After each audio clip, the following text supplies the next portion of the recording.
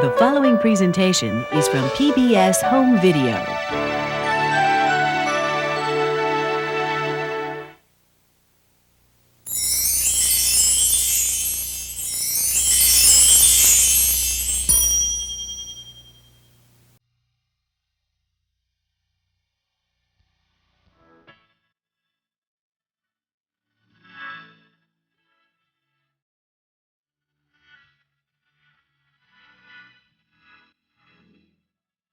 Innovative programs, challenging concepts, and quality family entertainment. This is the world of PBS Home Video.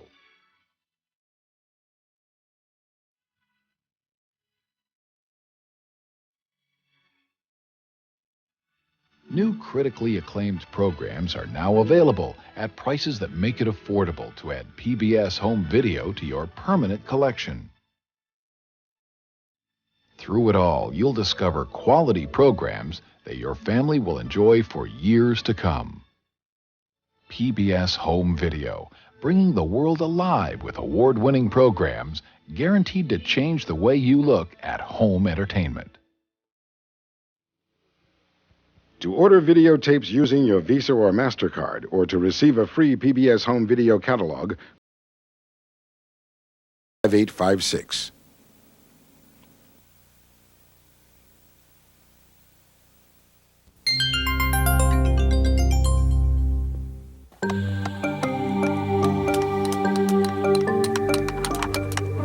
She said, I hope this is a mega find.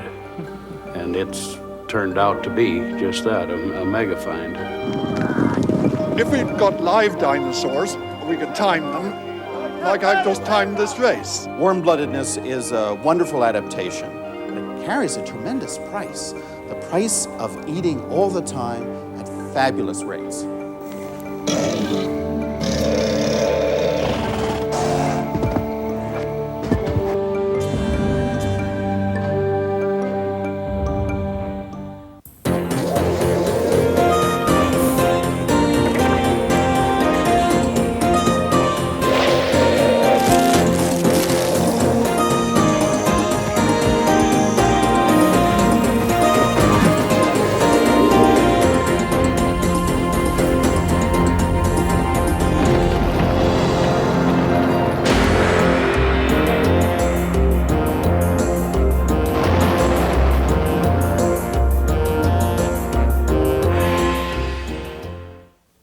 The Dinosaurs is made possible by the Corporation for Public Broadcasting and the financial support of viewers like you.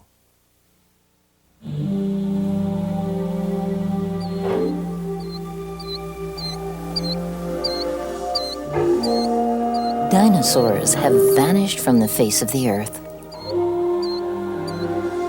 But from beneath the earth, their bones still cast a spell, luring paleontologists, tourists, and amateur bone hunters, even to such out-of-the-way places as Jordan, Montana.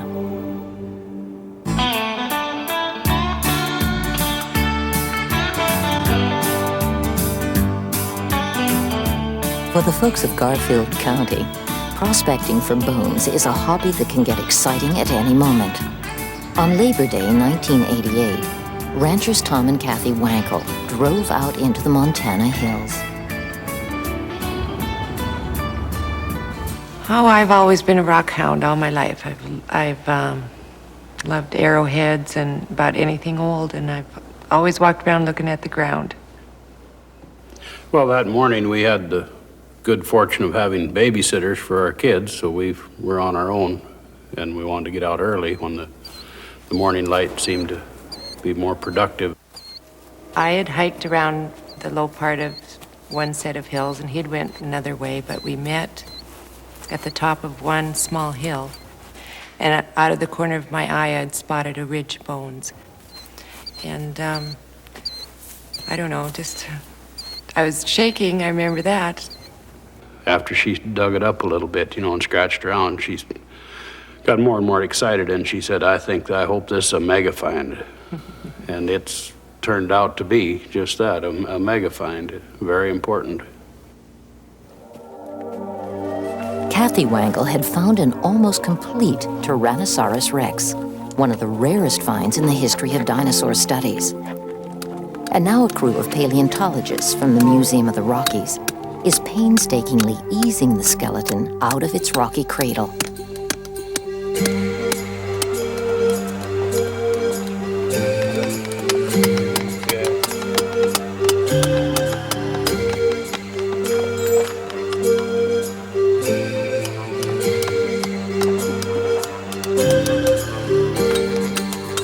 They work on the broken bones like doctors, setting them in a protective plaster cast, and then digging the underside out 1 inch at a time.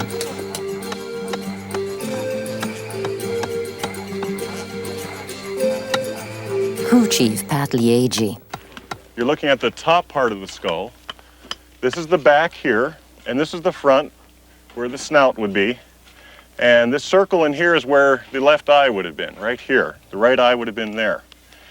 And this section here is an upper jaw called the maxilla, and you can see a tooth, very long tooth, extending out. It's just going right underneath the nasal of the skull. The skeleton lies twisted in the ground, just where the animal fell. But what did the beast look like when it was alive? In the past 50 years, one of the great triumphs of dinosaur studies has been to put flesh on the bones, and in so doing, to change much of what we thought we knew about these creatures.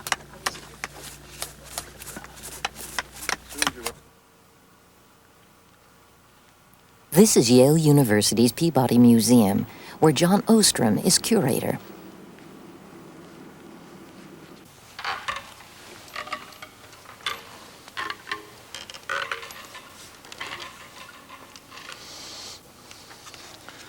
I'd like to introduce you to the largest painting in the world. It portrays time over a span of about 350 million years, from the Devonian period back in the Paleozoic, all the way up to the end of the dinosaur era, the end of the Mesozoic. It's called the Age of Reptiles.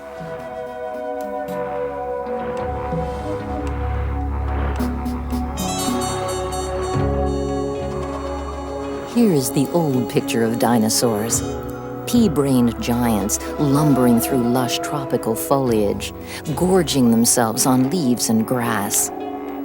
For years, the stereotype was magnificently represented by this mural. Since the 40s, when it was painted, a number of discoveries have been made, and new ideas have been thrown into the debate. And perhaps one of the most important discoveries was made by me.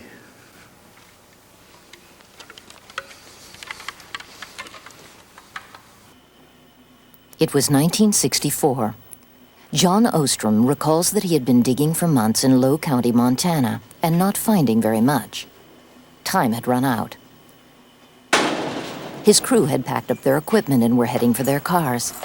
You know, we've been looking for 5 years before we found anything as exciting as this. Close to where the cars were parked, Ostrom noticed something in the rock.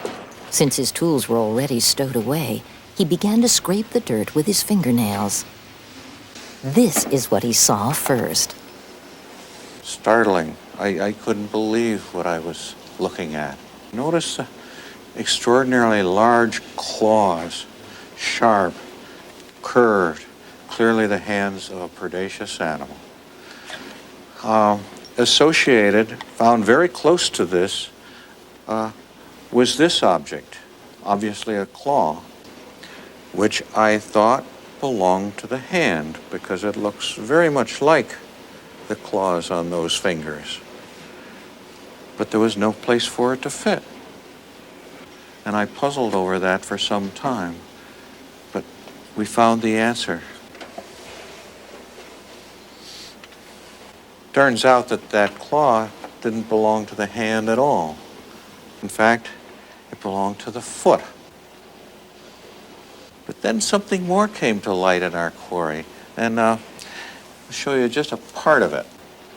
Bits and pieces of the tail, encased in bundles of ossified tendons all along each right side, left side, underneath. This made the tail completely stiff, like what I picture as a balancing pole. It helped the animal keep its balance while it was using those sickles on its feet for killing whatever it was hungry for.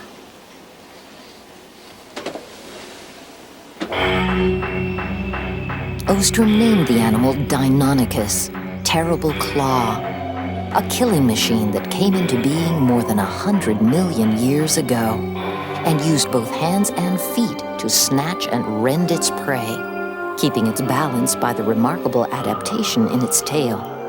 Nothing like the galumphing brutes in the Yale Mural, but a speedy acrobat, a racer.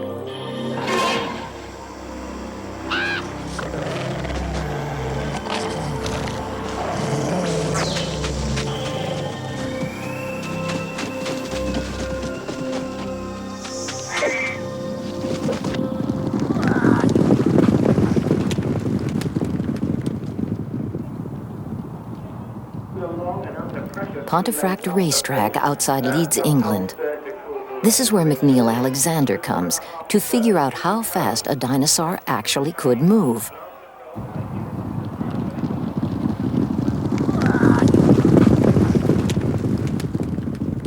Back in the 70s, people were arguing whether the dinosaurs were lumbering monsters or formidable running machines.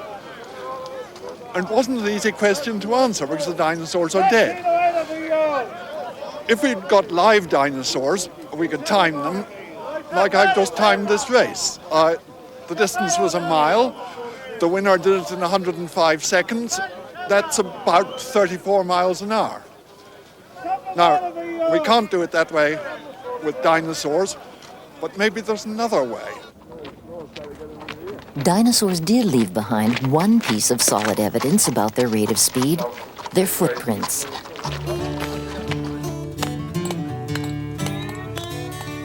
This is one of the largest sets of dinosaur tracks ever found. They're preserved in a riverbed in Glen Rose, Texas. But how do you get from the tracks to an estimate of speed?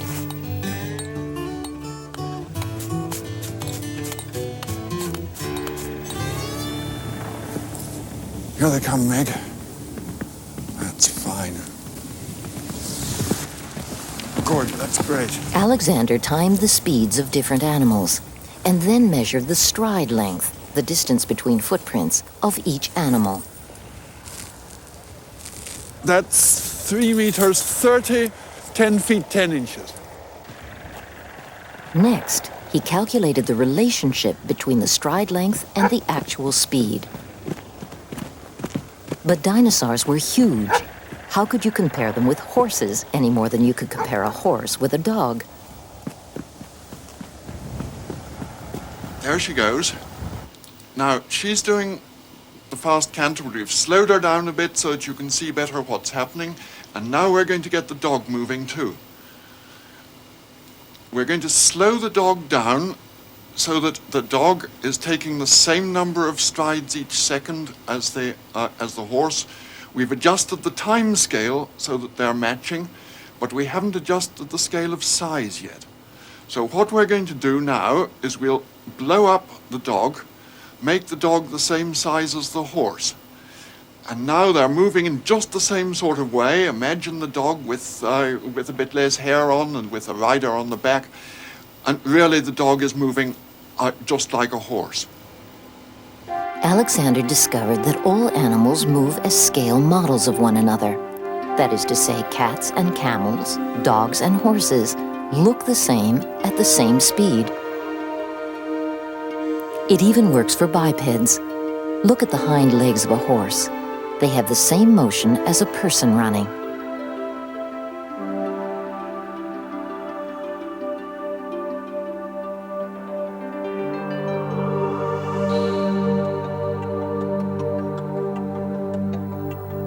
By measuring the fossil bones, Alexander knows the leg length of a dinosaur. From the tracks, he can learn its stride length, and from that, he can calculate its speed.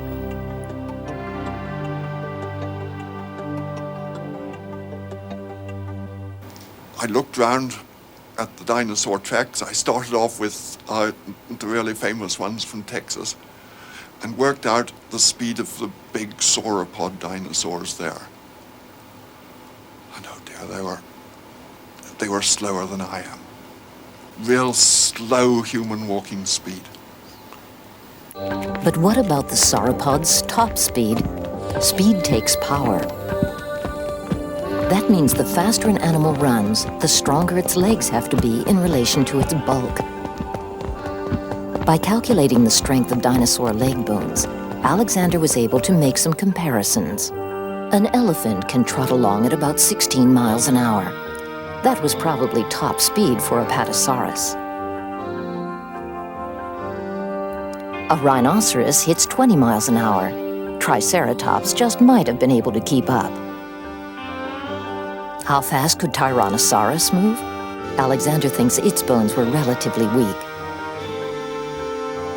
But there are no footprints with which to calculate its speed. He thinks it could have chased you at about 15 miles an hour. Others don't give you such good odds. They clock Tyrannosaurus at 20 miles an hour or more.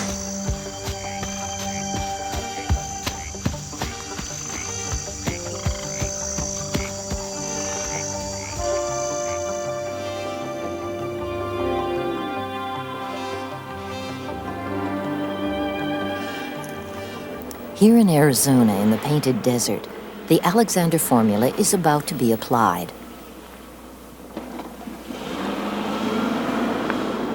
Grad student Grace Irby and paleontologist Jim Farlow are looking for a set of dinosaur footprints. They ought to be around here somewhere, because paleontologist R.T. Bird reported in the 1930s that he'd seen them. Bird never wrote down the exact location. He did leave one clue, though, a snapshot of himself on the site. Paleontologist Scott Madsden, a colleague of Farlow's and Irby's, found the photograph in an old book. He recognized the rock formations in the background. This looks like a good match. Yeah, I think you're right. Bird's secret was out.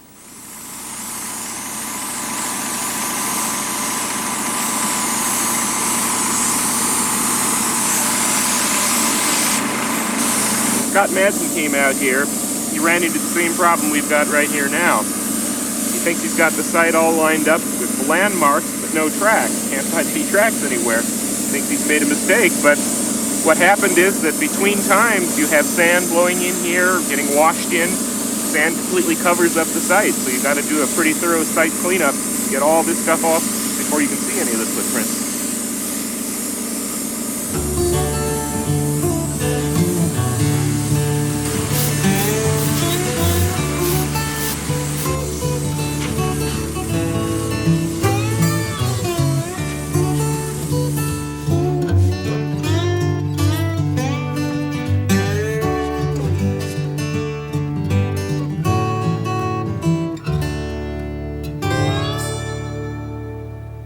This is a very lovely dinosaur footprint site because you get a lot of footprints of both large and small three-toed, two-legged dinosaurs here.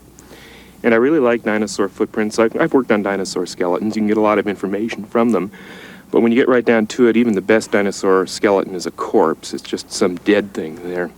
Whereas when you look down at those dinosaur trackways down there, you see where the animal goes one step after another. It's almost like a kind of time machine back into the days of the giant reptiles. These tracks belong to a theropod, a meat-eating dinosaur about the size of an ostrich.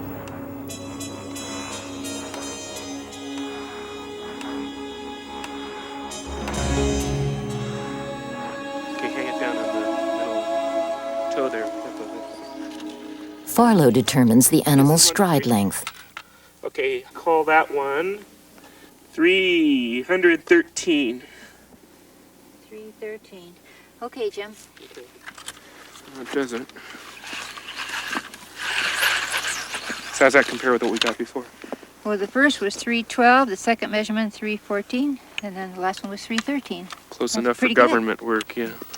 Okay, take the hip height. Now the Alexander formula. Y to the x 1.17, change of sign equals 0.621. And we get the beast. Looks like he's just trotting along at around 11 miles per hour. Can you run that fast? No. Farlow has found some more tracks. These stretch him beyond his limits. A 25-mile-an-hour dinosaur dash, faster than the Olympic sprint champion.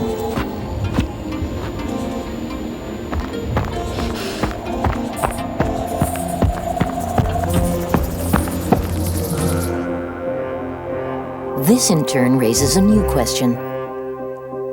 A hot-blooded animal, a lion for instance, keeps its body temperature constant and is active even on cold nights when the external temperature is low. It does this by a process scientists call endothermy. A cold-blooded animal, by contrast, will be cold and inert when the air around it is cold, and active only when its internal temperature is raised by the warmth of the sun. When the cool night air returns, back the animal goes to its resting state. Scientists call this ectothermy. Today, most fast-moving agile animals use endothermy. They are hot-blooded. But dinosaurs are supposedly reptiles, and reptiles are cold-blooded. So were dinosaurs hot-blooded or cold-blooded?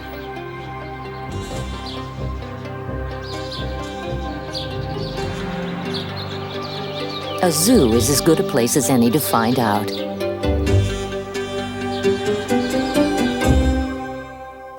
Paleontologist Bob Bacher. We're here in the National Zoo, where they're about to feed fabulous furballs, that is, small mammals, hot-blooded animals. And the essence of being hot-blooded is eating lots, eating all the time. If you're hot-blooded, your body furnace just churns up calories, your dietary chores are just never done, never. Cold-bloodedness is a whole different thing. Good example, a meat-eating cat in the wild. How much does your Jeffrey's cat weigh, about? Approximately 8 pounds. 8 pounds, okay. Total weight of food you'd offer it, We say, a week? offer between 3 to 5 pounds. 3 to 5, okay. Here's 5 pounds of meat. That's a weekly ration for a small carnivorous mammal, small hot blood. Let's exchange the mammal for a lizard now. Okay. Cold-blooded lizard on the same diet in the same habitat, a zoo or the wild, you would only need the corner of this. Less than a quarter a pound. 1/20th as much meat per week for the lizard because it's cold-blooded. Warm-bloodedness is a wonderful adaptation, but it carries a tremendous price. The price of eating all the time at fabulous rates. The enormous difference in food intake between reptiles and mammals gives Bacher what he needs to test his idea about dinosaurs. Among hot-blooded predators, there's a definite ratio of predator to prey. If a predator is hot-blooded, it needs to eat 50 times its own weight a year to stay alive, with the result that among hot-blooded animals, 2% are predators, the rest are prey. A cold-blooded predator, on the other hand, such as a crocodile, needs to eat only 5 times its own weight a year to survive. So the percentage of predators to prey is higher. When you look at the dinosaurs that have been collected, what percentage are predators? A hot-blooded 2% or a cold-blooded 20%? Well, I'll tell you what the number is. The number is 1 to 3%. 1 to 3% of all the dinosaur tonnage is meat eater, and that's a hot-blooded number. A hot-blooded reptile? Such a creature exists nowhere else in nature. And yet in one important respect, dinosaurs did indeed behave as though they were hot-blooded. They appear to have traveled great distances. No part of the world we know now was out of bounds to dinosaurs. Their remains turn up everywhere. Hadrosaurs in Japan, Protoceratops in Mongolia, Stegosaurs all the way from Europe to Africa, huge sauropods everywhere in North and South America. and perhaps most significantly of all, hadrosaurs and ceratopsians in Alaska.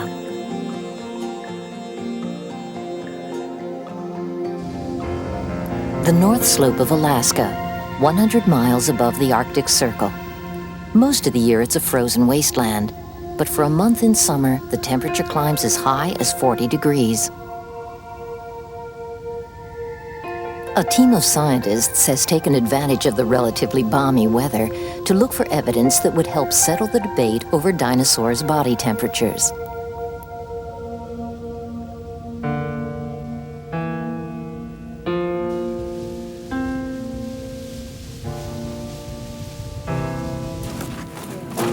Let us suppose dinosaurs were hot-blooded. How could they have weathered the climate here? Most dinosaurs had no fur and no feathers to keep them warm. And what would they have eaten? Does anybody want any bagels? Yeah. Much depends on what the Arctic was like at the time, 90 million years ago. The researchers split into two parties. While one crew sets out to look for bones and more clues to the body temperature of dinosaurs, a second group, consisting of paleobotanists Judy Parrish and Bob Spicer, flies 100 miles downriver on the trail of a different quarry, fossil plants. I'll go and prospect the plants. Okay.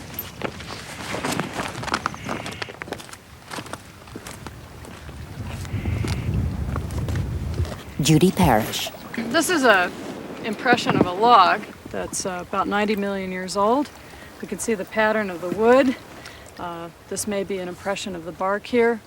And we can see that it was a large tree.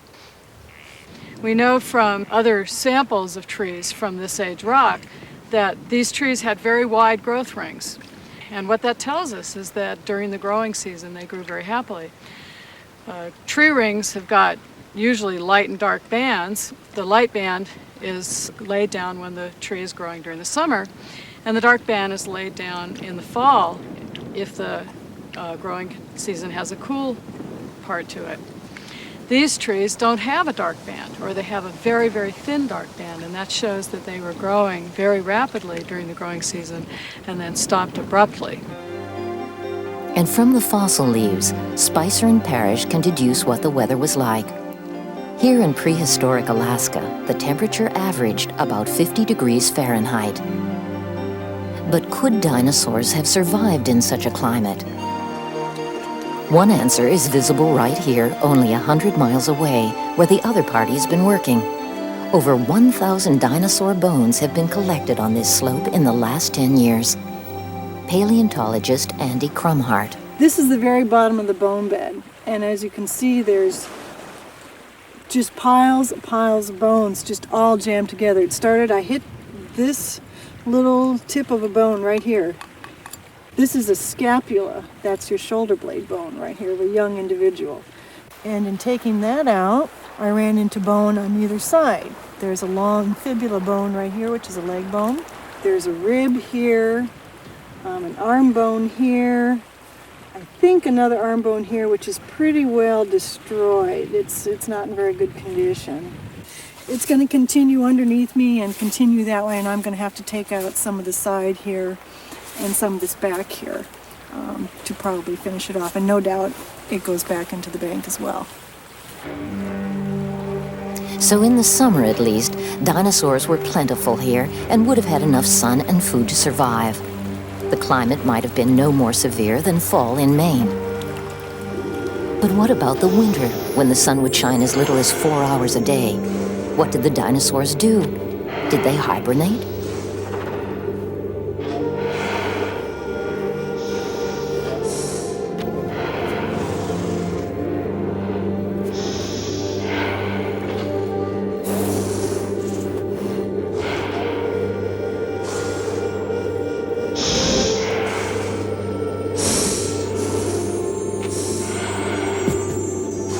If I was a dinosaur, I wouldn't want to stay up here during the winter. 3 months of darkness and temperatures probably falling down to around about freezing point. So, like many modern caribou, for example, I think that the dinosaurs probably migrated.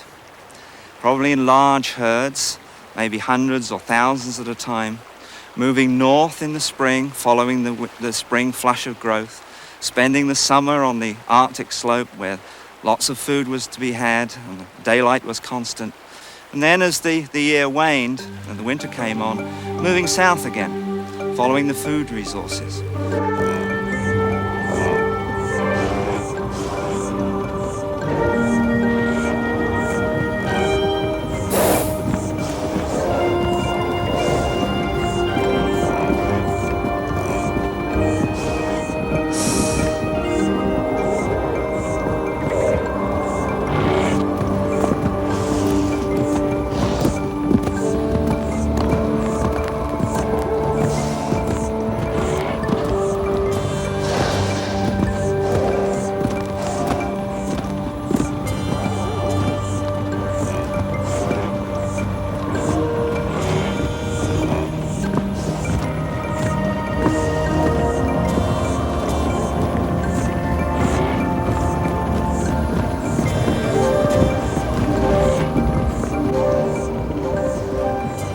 Migrating herds of hadrosaurs and pachyrhinos would seem a strong argument for the hot-blooded dinosaur. It doesn't seem possible that a cold-blooded animal could muster the sustained energy to make a journey of hundreds of miles in almost freezing weather. But maybe they could. Dragon 2, this is Dragon 1, Dragon 2, this is Dragon 1, come in please. Tamarindo on Costa Rica's Pacific coast.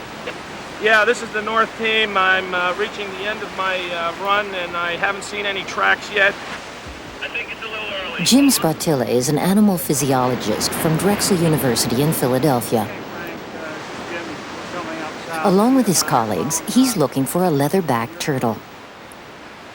The leatherback is the largest extant marine reptile, and every year it makes a 2,000-mile journey to tropical Costa Rica from cool northern Pacific waters to lay its eggs.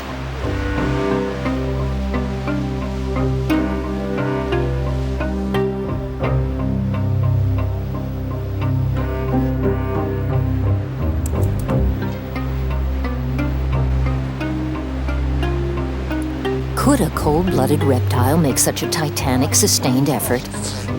Or is this turtle more like a mammal, hot-blooded? If it is, we would have at least one instance of a hot-blooded reptile, and the argument that dinosaurs were hot-blooded would gain some support. But how do you tell whether a turtle is hot-blooded? You measure its breath. From its breath, you can tell its metabolic rate, the rate at which body mass is converted into oxygen. High metabolic rate will signal hot-blooded, low metabolic rate, cold-blooded. I need strength. Yeah, get it straight. Make sure it's tight. All right. Got it? Got it. All right, let's get down. Way to the bottom. You guys okay with that? All right? Yep. Fine. Yeah. We have to weigh the turtle in order to get the relationship between its metabolic rate and its body size. Bigger animals have a lower metabolic rate than smaller animals. So if we're going to find out what dinosaurs did, we need to know the biggest reptile, the leatherback turtle. So a 300-kilogram leatherback is about as big as we can work with. The only thing bigger is a Nile crocodile, 24 feet long, which will eat half of our investigators. So we don't work with that animal. We've got 300 kilograms, take away 10 for the net. 290 kilograms is the weight, the mass, about 625 pounds. Now we've put the mask on the turtle. It's just a 5-gallon water jug. And we check to make sure that she can breathe freely, but that the mask is sealed. We use duct tape. Now you can actually hear the air coming out. And you want to keep that valve in, just keep it all down in there. We don't want sand on it. Keep it down until we're ready. I'll show you how to do it.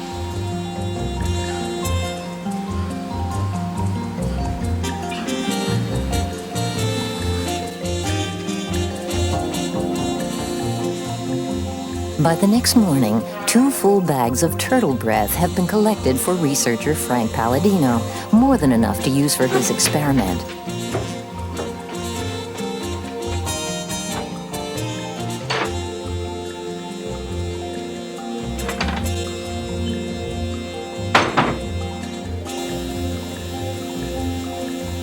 He analyzes the turtle's breath for oxygen and carbon dioxide content.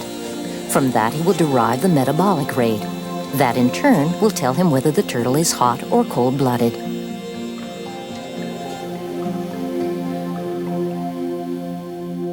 The results we've obtained here are very exciting and quite unique because they have shown us that although the leatherback's energy consumption is somewhat higher than we would expect for a reptile of this size, it is very unlike the large mammals such as elephants and birds that I've worked with in the past. The metabolism of these leatherbacks is truly reptilian. But if the turtle is cold-blooded, and if dinosaurs were too, then how can they make the long journey from Alaska to warmer climates? For turtles, it may be that they can swim. But how would the dinosaurs have made the trip? The answer, says Spotilla, lies in their huge bulk. There we go. Big objects, whether they're houses or turtles, reptiles, mammals, all heat and cool slower than small objects. It's that combination of insulation and body size that accounts for it being warm. And we call that gigantothermy.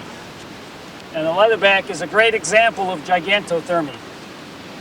And the only better example of gigantothermy was probably the dinosaurs. She's all set. As soon as she gets her bearings, I think she'll just walk into the water. The theory of gigantothermy, that an animal's sheer size helps conserve heat, suggests the dinosaurs could have had warm bodies and therefore could have had active lifestyles, even if they shared the turtle's reptilian metabolic rate. So is it finally settled? Dinosaurs were cold-blooded? Not so fast. Perhaps dinosaurs had some intermediate strategy, a body temperature higher than reptiles, but lower than mammals. Is there some other way to put the hot-blooded, cold-blooded issue to rest?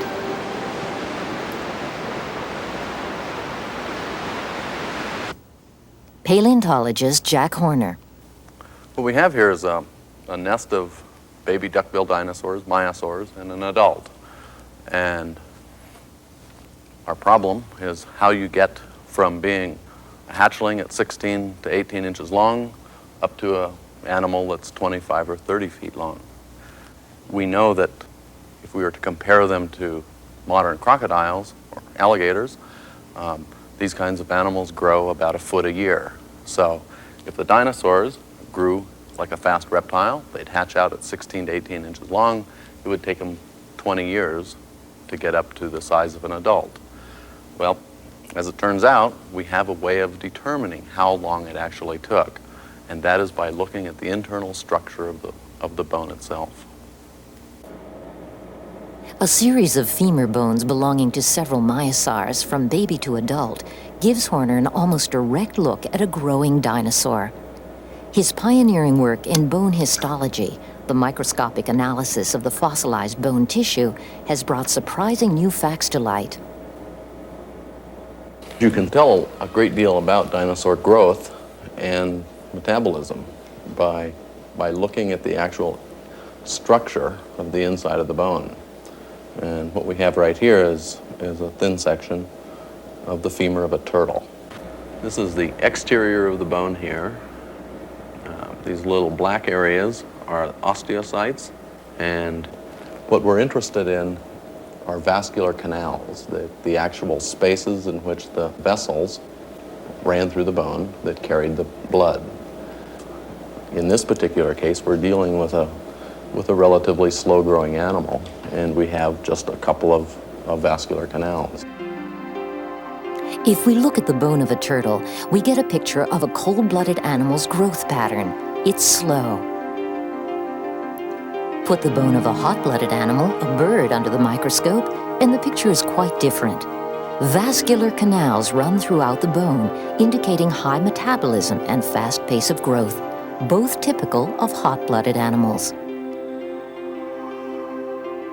And now look at a bone from the baby maiasaur. The vascular canals show up as white.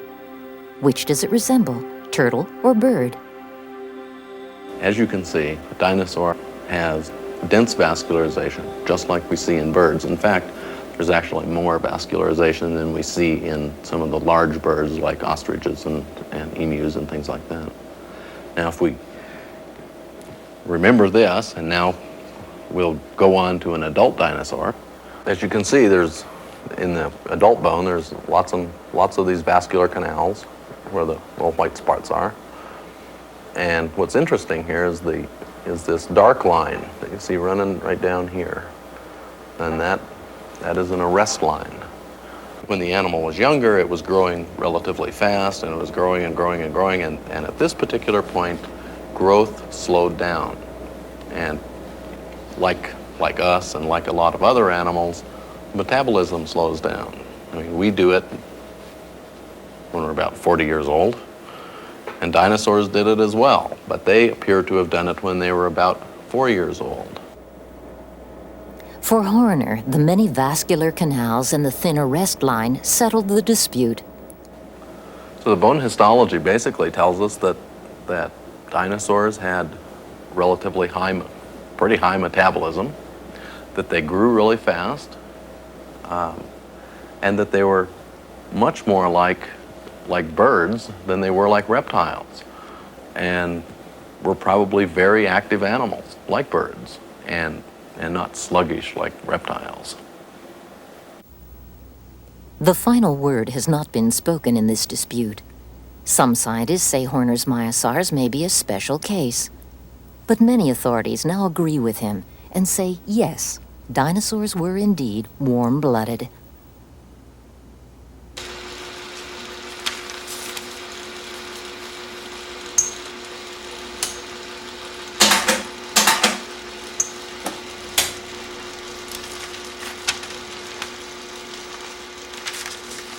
Migrating dinosaurs, running dinosaurs, dinosaurs as active as birds.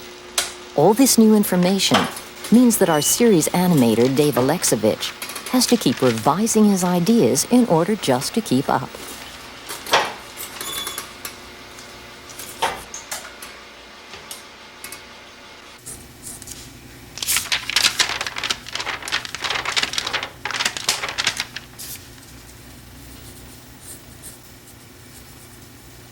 For help with his stegosaur, he goes to Bob Bacher. This is the original mount from about 1920, and it's still a darn good mount. You won't find another dinosaur with armor plates as big as Stegosaurus laticeps. It's great armor, and it could wiggle. Those plates could wiggle. You mean those plates could move? Yeah, look at the way they're set in the body, just by their bottom edge, a thin edge. Just a little tug of the skin muscle, and that thing's flipping right to left. That would scare a predator. In fact, this whole animal is incredibly flexible from nose to the hips. There's no stiffening anywhere in the torso. There's no stiffening in the shoulder. That body could twist from side to side and turn itself into a U-turn. I mean, this is Mesozoic martial arts with a lot of choreography. And the reason for all this choreography is at the tail end are the 4 anti-predator spikes. Really, really sharp. Great design. Super to draw, super to animate, I'd bet.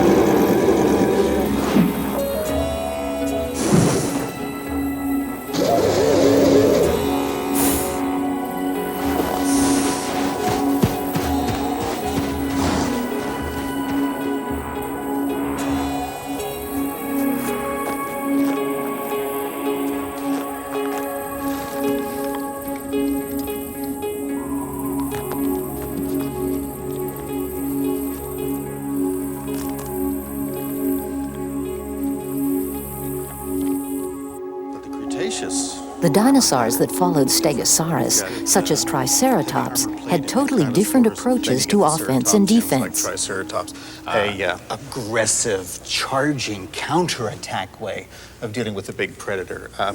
Even though it's a plant eater, the thigh is gigantic. This is twice the girth, twice the strength of an African elephant.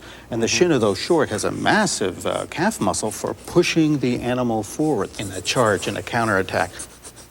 The front leg is massive, very powerfully muscled. The shoulder blade has power, again, for just driving this animal forward. And if you look under the head, you can see the ball and socket joint where the neck meets the head, just about at the center of gravity, so that head can pivot in every direction. I need to know where that Let me show you point. Let me show you that. It's right here, just below the eyes, in between the horns. And the muscles then can switch that head up and down and sideways easily. It's got to do that. Look where the eye sockets are.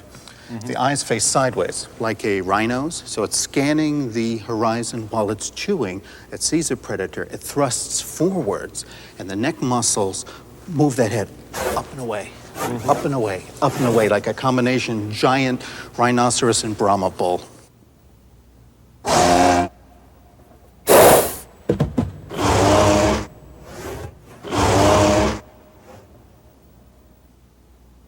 Here is the best reason for all that solid defense: Tyrannosaurus rex. Not every dinosaur was a peaceable grazer. Some ate meat, a lot of meat. And from Bob Barker, our animator gets a picture of the mechanics of this bone-crushing carnivore.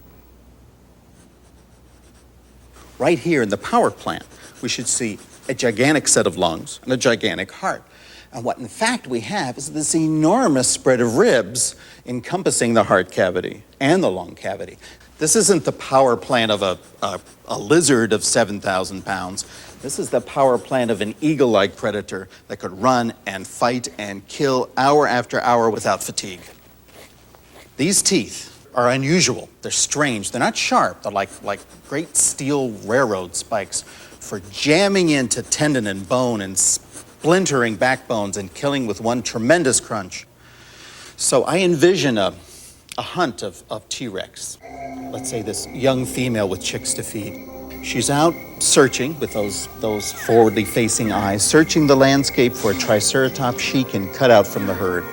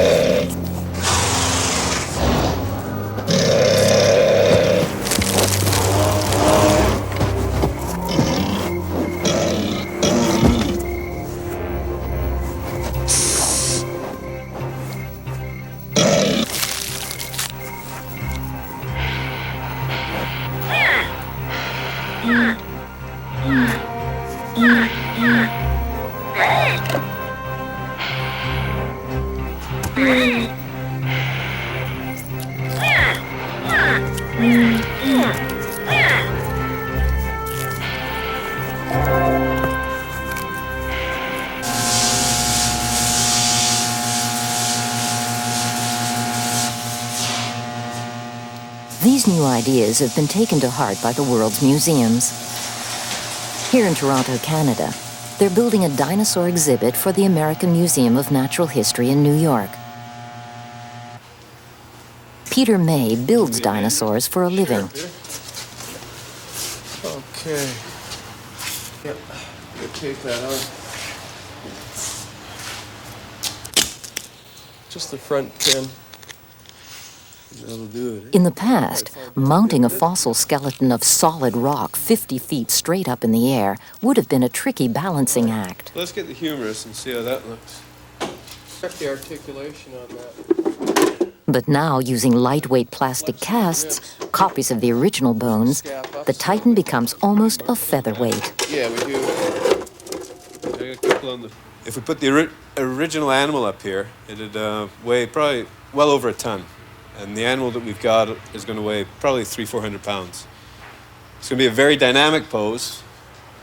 And we have a pile of scientists come up today from the American Museum in New York, and it's their first look at it, and it's going to be our first look at it, and it's going to look pretty good. Well, Oh, you don't think so? Well, I'm working. Jack McIntosh is perhaps the world's leading sauropod expert. The thing is, the sternal plates that... Got it. The sternal plates that Dan has out at Dinosaur National Monument, which are in place, have this much space between them. The problem here is the exact relationship between breastbone, shoulder, and ribs. What it'll do, this will dictate our ribs. That's how we're going to work it, Okay. because up there it's It isn't so possible distorted. It up at isn't the possible vertebrae. that these come down a bit further, is it? Yeah, we've got it. Right there. Yeah. Okay. Yeah, you can see where That the seems to be articulation... an articulation, right? Right here. Okay, all right, fine, good. And this may have been connected in life, because I mean, this is Sure. definitely a cartilage Sure, surface. sure, But- That looks great. Okay, that looks good to me.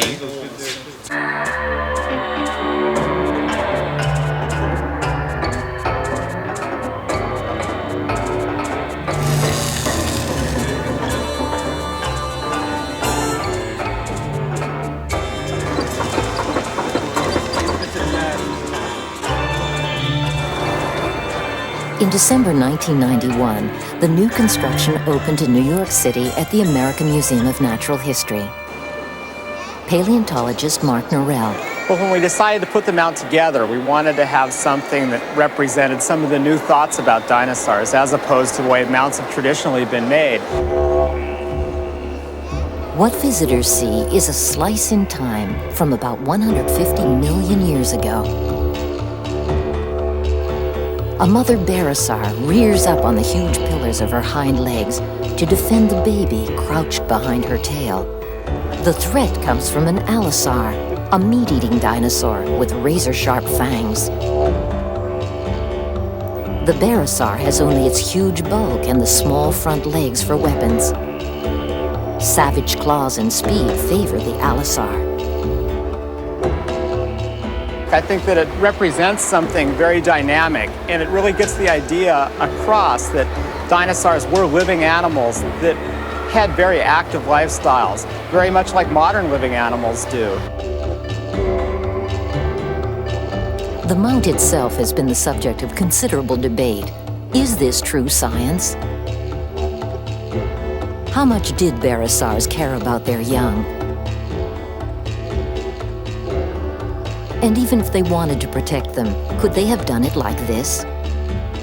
Rearing up on their hind legs?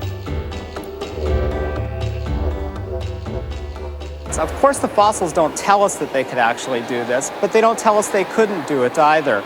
So what this represents is something just speculative, something to capture your imagination. Here at the museum, science and imagination have merged. Science needs imagination. It is more than a matter of putting bones together like so many tinker toys.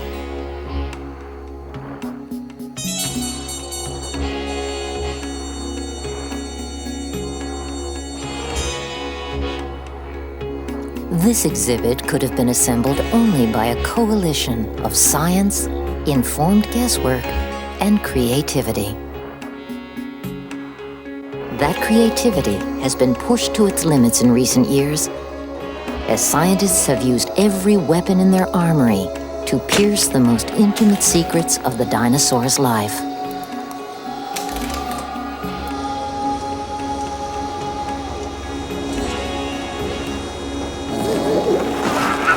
How they ate,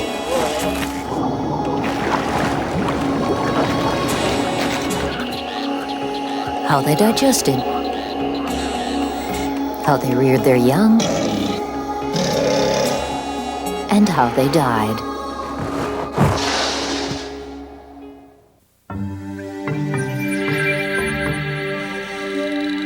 I knew that if we were going to tell the story of the origin of dinosaurs, we had to come here. We can look at its jaws and imagine the great gulps of flesh it could have taken from the thigh of Desmatasuchus, whatever. What's striking about the fossils we find here is the incredible low diversity of species. I thought to myself, something's here. And Bob picked up a little dentary with teeth in it, and he looked at it, and his mouth fell open, and he said, "You're right, Jack. This is a baby dinosaur."